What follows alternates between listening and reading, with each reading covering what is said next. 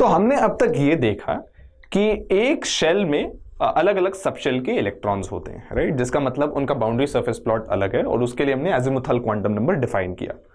अब एक सबशेल के अंदर भी काफी अलग इलेक्ट्रॉन्स होते हैं और ये इलेक्ट्रॉन्स अलग किस रिस्पेक्ट में होते हैं, उनकी ओरिएंटेशन या उनकी डायरेक्शन में वो अलग होते हैं।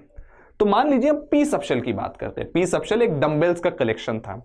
अगर हम पी सबशेल को ध्यान से देखें, इसमें इलेक्ट्रॉन्स के बाउंड्री सरफेस प्लॉट्स की ओरिएंटेशन तीन टाइप की होती है। एक जहां पे वो जो डंबल है वो एक्स एक्सिस की ओर ओरिएंटेड है, एक जहां पे जो डंबल है वो वाई एक्सिस की ओर ओरिएंटेड है, और एक जो डंबल है वो जेड एक्सिस की ओर ओरिएंटेड है। तो तीन डिफरेंट ओरिएंटेशंस पॉसिबल हैं। सिमिलरली हम डी सबशेल में भी देखें तो पांच अलग अलग ओरिएंटेशन पॉसिबल हैं। एक जहां पे जो डबल डंबल है वो एक्स और वाई एक्सिस के बीच में है, दूसरा जहां पे वाई और जेड एक्सिस के बीच में डबल डंबल है, फिर जेड और एक्स एक्सिस के बीच में डबल डंबल देख सकते हैं, फिर एक डबल डंबल है जो जेड एक्सिस के थ्रू ही है, और एक डबल डंबल है जो 45 डिग्री एंगल बनाता है एक्स और वाई एक्सिस के बीच में, राइट। सो क्लियरली पांच अलग ओरिएंटेशंस पॉसिबल हैं। एफ का मैं आपको दिखाने नहीं वाला क्योंकि काफी कॉम्प्लिकेटेड शेप है, बट एफ में 7 ऐसे ओरिएंटेशंस होते हैं। अब एस जो है वो एक स्फेरिकल शेप होता है, एक स्फीयर को कैसे भी घुमाओ ओरिएंटेशन सेम ही होता है, तो एस में एक ही ओरिएंटेशन पॉसिबल है। इसका मतलब यह है कि एक ही सबशेल के अंदर अलग अलग ओरिएंटेशन पॉसिबल है, जिसका मतलब उनको भी अलग अलग लेबल देना पड़ेगा, और यह लेबल हमें मैग्नेटिक क्वांटम देने में मदद करता है। लेट अस सी कि मैग्नेटिक क्वांटम नंबर से हम इनको अलग लेबल्स कैसे असाइन करते हैं। तो हमने यह देखा कि L की वैल्यू के हिसाब से सबशेल कैसे डिसाइड होता है, और हर सबशेल में अलग अलग ओरिएंटेशंस होते हैं। अब ओरिएंटेशन की value magnetic quantum number ml से डिपिक्ट होती है, और हम देखते हैं कि नंबर हम कैसे देते हैं। अब S सबशेल में हमने देखा एक ही पॉसिबल ओरिएंटेशन है क्योंकि स्फीयर है। S का L 0 होता है तो हम S का ml भी 0 ही देते हैं, राइट, क्योंकि एक ही पॉसिबल ओरिएंटेशन है। तो L जब भी 0 होता है S सबशेल में, ml हमेशा 0 की ही वैल्यू लेता है। अब P में हमने देखा तीन possible orientation, PX, PY, PZ, depending on dumbbell किस डायरेक्शन में ओरिएंटेड है। अब P में L 1 होता है। अब हमें तीन नंबर देने हैं, तो हम कौन से नंबर देते हैं, क्योंकि L इसका 1 है, हम तीनों नंबर देते हैं -1 0 1। तो इन तीनों ऑर्बिटल्स को नंबर इन तीनों में से चुन के दिया जाता है। यहां पे ध्यान रखने की बात यह है, ऐसा कुछ स्पेसिफिक बिल्कुल नहीं है कि px की वैल्यू -1 है, py की वैल्यू 0 है या pz की वैल्यू 1 है। There is no specific mapping between those two. आपको बस ये ध्यान रखने की जरूरत है कि इन तीनों को इन तीनों नंबर से रेफर किया जाता है। There is no specific mapping here.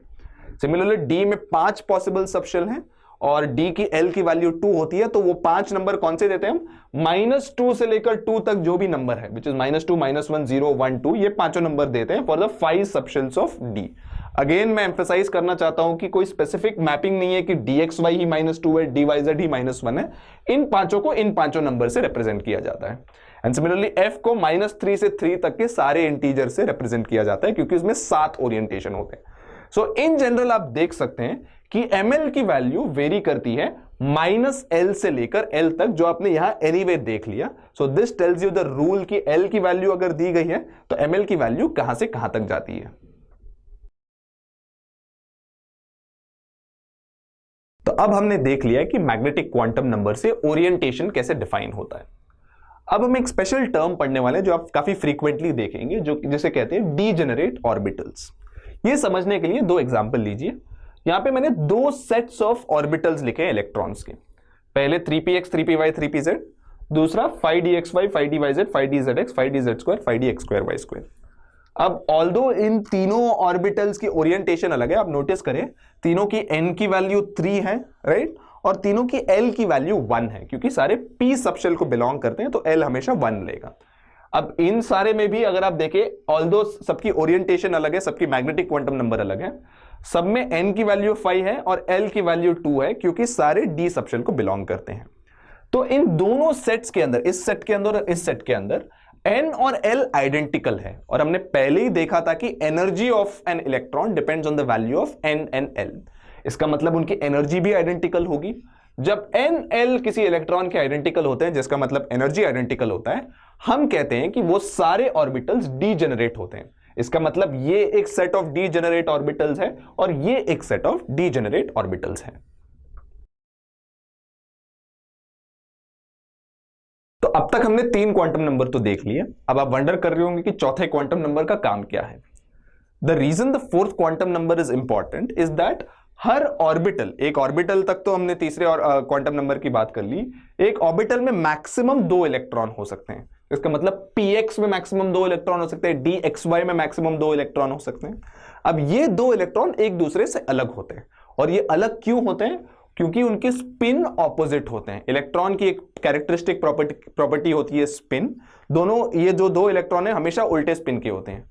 एक क्लॉकवाइज स्पिन करता है जो मैंने यहां डिपिक्ट किया है, और एक एंटी क्लॉकवाइज स्पिन करता है। जो क्लॉकवाइज स्पिन करता है उस इलेक्ट्रॉन की ms की वैल्यू +½ है, क्योंकि स्पिन क्वांटम नंबर ही डिफरेंशिएशन में यूज होता है। और जो एंटी क्लॉकवाइज स्पिन करता है उसका magnetic quantum number, spin quantum number हम -½ बुलाते हैं। सो +½ और -½ से हम फाइनल डिफरेंशिएशन कर सकते हैं इलेक्ट्रॉन के बीच में। और अगर हमें स्पिन क्वांटम नंबर भी पता चल गया, हमको सारी चीजें पता है उस इलेक्ट्रॉन के बारे में।